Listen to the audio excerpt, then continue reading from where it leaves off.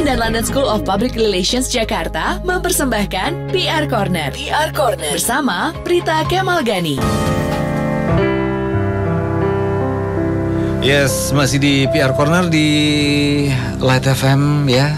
Dan malam hari ini yang pasti kita bersama Mas Agung Laksamana dan Ibu Prita Kemalgani. Mas Kevin, kita jangan lupa bilang bahwa Bapak Agung Laksamana ini beliau juga Wakil Ketua Umum Perhimpunan Hubungan Masyarakat Dari Indonesia. tadi lupa Bu ya kata Dan Ibu Prita sebetulnya bos saya Mas. Selalu gitu, ntar Pak Tigor marah. Ini SMS dari penanya kita nih. Selamat malam Light FM, mohon penjelasan untuk koordinasi seperti apa yang harus dilakukan ketika ada satu anggota tim yang sudah tidak produktif lagi. Terima kasih. Tadi kita udah ngobrol-ngobrol sebelum off air itu kasus juga di salah satu perusahaan. Itu gimana sih Mas? Kita berusaha ngobrol juga masalah ini. Kalau koordinasi sekali lagi kita dari PR adalah mengkomunikasikan dari hasil yang disetujui oleh manajemen. Jadi kita sebenarnya bridging deh ke external public ataupun ke internal public. Nah, hasil dari diskusi dengan HR dalam case ini tentunya harus menjadi wacana apakah itu bisa berimplikasi ke eksternal reputasi perusahaan apa tidak. Jadi saya sarankan untuk diskusi ini banyak harus dialis dengan manajemen dan juga group head, atau mungkin bukan group head atasan beliau. Apakah masih bisa mungkin bisa dikasih pelatihan lagi, apakah masih bisa diberikan rotasi ke divisi-divisi yang lain untuk pengembangan karir beliau atau seperti apa. Ini yang mungkin harus didiskusikan. Tapi kalau memang tidak ada jalan lain, setelah HR memutuskan dan atasannya juga memutuskan, otomatis harus didiskusikan secara langsung. Nah, tapi juga dalam wacana perspektif bahwa ini tidak semuanya both parties juga accept ya, bisa menerima dengan hasil yang baik. Iya, karena gini Mas Agung, takutnya ini juga bisa menjadi untuk teman-teman yang aktif di dalam perusahaan. Aduh, kok dia enak sih, nggak dimarahin, terus dia udah nggak produktif. Kalau gitu ngapain gue pagi-pagi ada jealousy, akhirnya jadi buah si malakama. Jadi everybody juga mengganggu kinerja yang lain juga kan. Performance yang lain juga terimpact. Itu yang memang harus dikomunikasikan, didiskusikan di internal seperti apa. Atau ya kalau sebagai atasannya harus manggil langsung. Kira-kira seperti apa, ada kendala, apakah you need something else, ada perlu pengembangan, apa dia kurang pelatihan, atau mungkin kurang workloadnya terlalu sedikit. Ya itu harus kuncinya komunikasi nih Mas Kevin. Kan ditanya lagi kan, jadi jangan didiemin. Harus dipanggil. Siapapun orangnya, kira-kira mau seperti apa dibantu. Terus ya kalau dasar kadang-kadang ya orang juga pasif kan, ya serahkan aja ke perusahaan. Yang nggak bisa ini hari gini kan kompetisi sangat tinggi.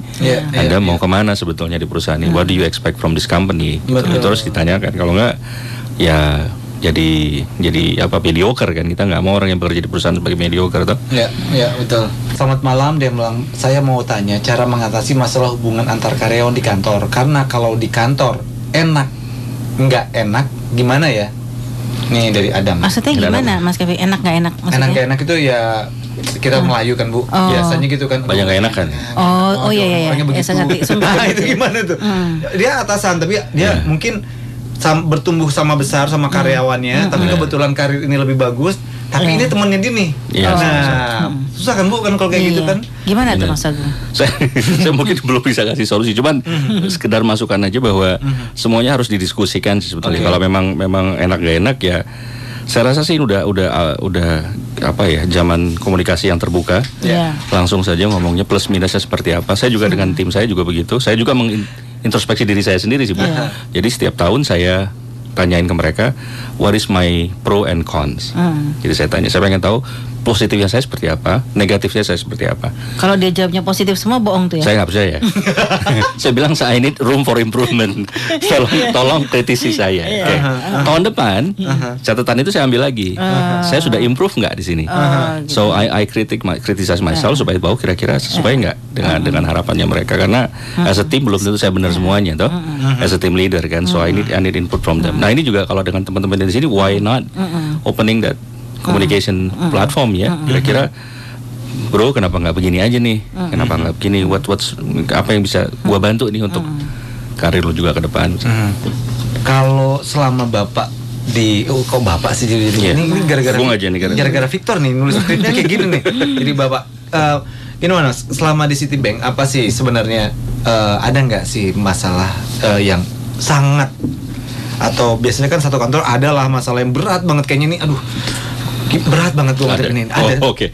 Sebetulnya sih tidak hanya di Citibank sih. Ini kan saya udah beberapa perusahaan, tapi ada salah satu keunggulan dari kita ya mungkin ya Bu ya, mungkin Bu Prita bisa tambahkan dinamika di kehidupan di public relations selalu aja ada yang baru. Ada tantangan baru. Kita nggak tahu tiba-tiba ditelepon wartawan, Pak Agung minta komen yang begini-begini, yang kita juga nggak tahu kasusnya dari mana gitu loh. Jadi selalu ada dinamika. Jadi kadang-kadang saya bilang juga kehidupan PR itu 24/7. Ya kan? Siap-siap yang jadi PR. 24/7 dan terus juga harus standby terus bahwa dan ini global. Ceritanya begini, karena global pernah kejadian bahwa dalam satu press conference si ekonom kita itu ditanyain, bukan Citibank ini, company sebelumnya. Terus dia bilang ditanyain mengenai dolar. Dolar waktu itu dia bilang yang 14. Terquote adalah 14.110. Terus dia bilang, dia ngomel-ngomel pada si Agung, gila nih wartawan, kok 14.000 quote dari mana? Sedangkan gue bilang itu 11.400. Dan berita itu sudah sampai ke seluruh dunia. Terus sampai di Bloomberg, Newswire. Jadi kan harus di replace back kan. Jadi kita bilang dan itu berita lokal udah sampai ke New York. So my point di sini adalah praktisi PR itu sudah bukan global, sudah bukan orang Indonesia lagi platformnya, tapi sudah menjadi praktisi yang global. Posisi PR itu jadi global karir sebetulnya. Jadi bukan udah borderless sebetulnya Bu ya. Kayak exciting sekali. Jadi exciting sudah karir PR bisa di mana aja. Maka jadilah public relations. Jadilah public relations. Opportunity-nya besar. Ada satu cerita, saya pernah ceritain ke Bu Prita waktu itu. Jadi ceritanya waktu di Wichita, Kansas, ada seorang CEO mengundang para wartawan untuk hadir di suatu manufacturingnya, perusahaannya besar. Terus dia undang waktu coffee break, si John ini CEO-nya ditanya, "Hey John, I'm really impressed banget nih dengan your vision, your mission, dan juga innovation produk-produk yang baru in your company. So I was wondering, John," kata salah satu wartawan Wichita Eagle Bacon waktu itu ditanyain, "How many people working in your PR department?" Berapa orang yang kerja di your PR ya, PR department. Dan John, CEO-nya was quiet sebentar, dia bilang, "I think I have about 3,200 PR people working for my company." Wah, segitu banyak John, untuk apa katanya? "Well, for me, everyone di company adalah PR ambassador untuk perusahaan saya." Memang seharusnya karyawan itu seperti itu. Iya, betul Mas. Itu esensi dari internal communication. Berada di perusahaan ini dan memberitahu ke orang luar bahwa perusahaan kami adalah yang terbaik, gitu kan Bu? Betul, iya. Terima kasih Mas Agung sudah mampir ke studio kami. Tentunya semoga bermanfaat di acara PR Corner Bu ya. Terima kasih Bu atas undangannya. Terima kasih Bu atas kedatangannya. Dan mudah-mudahan ini bisa memberi tambahan ilmu untuk light audience yang ada di luar sana dan menginspirasi mereka bahwa ternyata menjadi PR itu tidak hanya eksternal tapi ke internal juga. Kita harus membangun diri kita sendiri paling tidak, apalagi teman-teman satu tempat pekerjaan kita mudah-mudahan menjadi sangat bangga dengan tempat kita berusaha. PR ambassador. Iya, betul.